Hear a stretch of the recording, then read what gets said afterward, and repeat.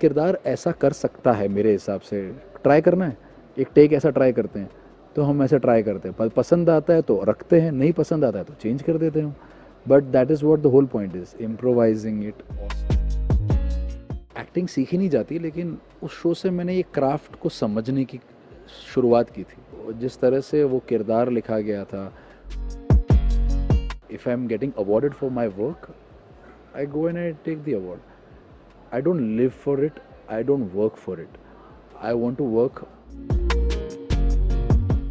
स्वागत है सर आपका टेली चक्कर पर। Thank you. सर सबसे पहले तो जब मुझे पता चला that you are going to play an IAS officer, yes so IPS के बाद सीधे आईएएस ऑफिसर। यस।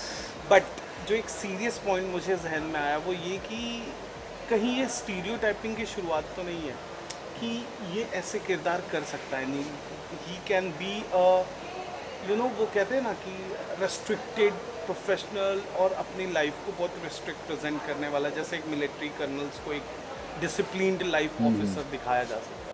अभी तक जो मैंने प्ले किया है, कहीं भी रिस्ट्रिक्टेड परफॉर्मेंसेस लगे हैं?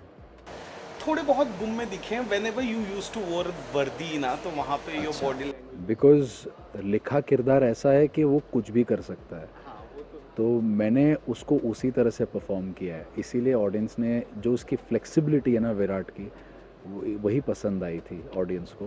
That this and my producers Rajesh Ram Singh, he had said the same thing. जब मैं किरदार लिखता हूँ ना नील, मेरे सामने इतना बड़ा चैलेंज होता है कि यार मैं विराट से कुछ भी करा सकता था, लेकिन मैं अपने दूसरे हीरोज से मैं करवा नहीं पा रहा हूँ, because Virat was such a flexible role that he had written, that he can be morally wrong but at the same time emotionally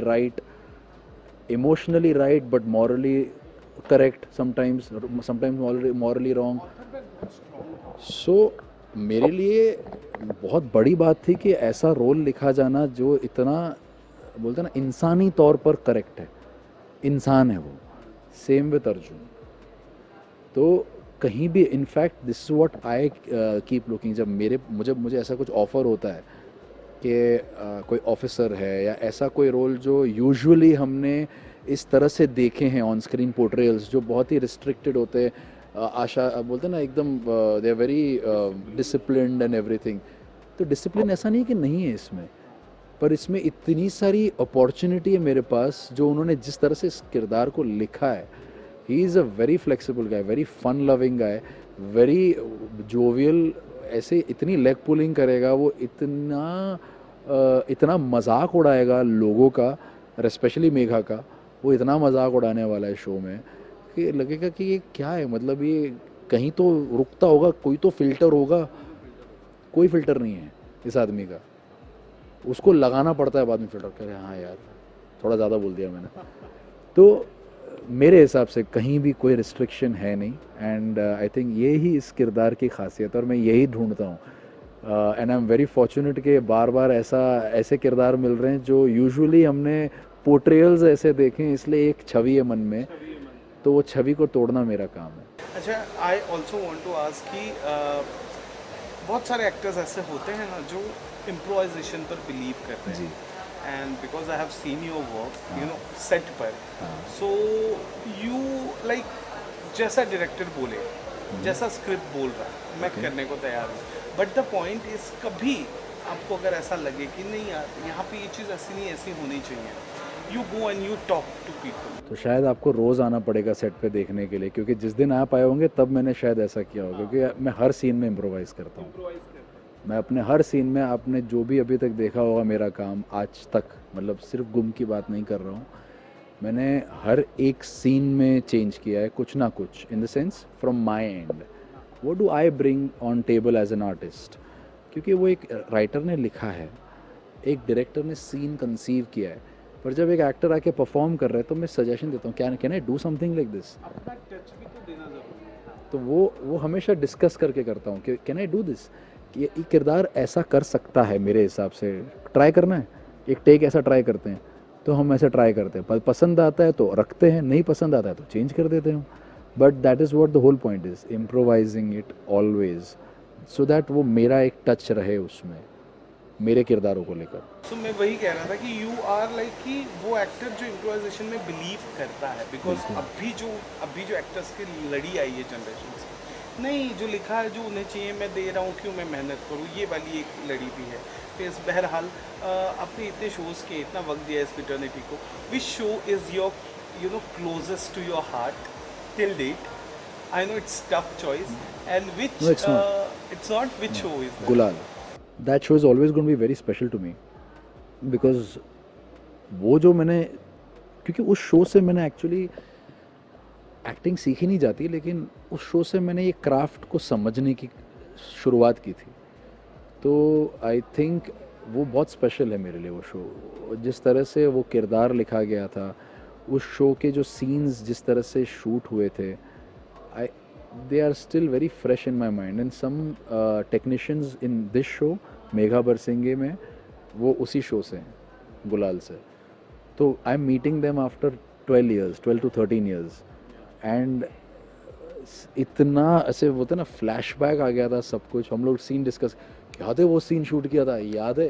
तो इमेजिन करो 12-13 साल के बाद भी टेलीविज़न जब almost every day there is a new episode, every 2-3 months there's a new show, इतनी तादाद में भी शोज़ हम आते नए नए, आपको 12-13 साल पुराना शो याद रहता है, तो वो बहुत बड़ी बात है। मेरे ऑडियंस को याद है, मुझे याद है, मेरे टेक्नीशियंस को याद है आज भी।